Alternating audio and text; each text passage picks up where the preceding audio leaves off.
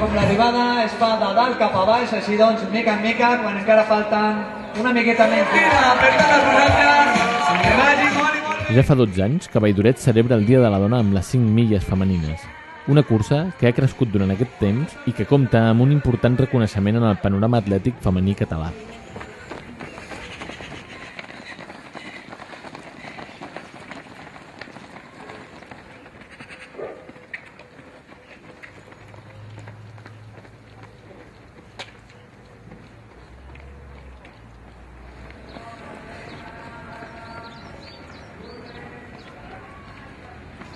Al front de hockey Cerdanyola, Laura Domínguez.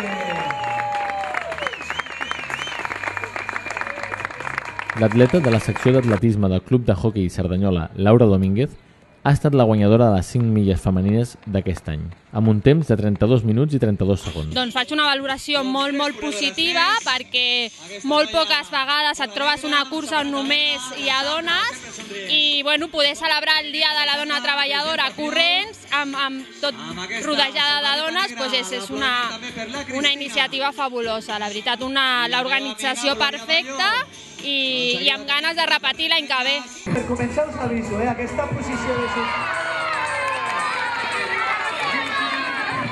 un aplaudiment per a Jaume!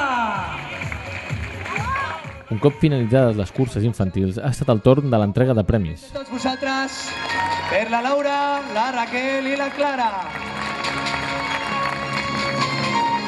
L'EMD de Valldoret ha fet entrega d'una subvenció de 1.000 euros a l'associació santcugatenca No Estàs Sola, que lluita contra la violència de gènere.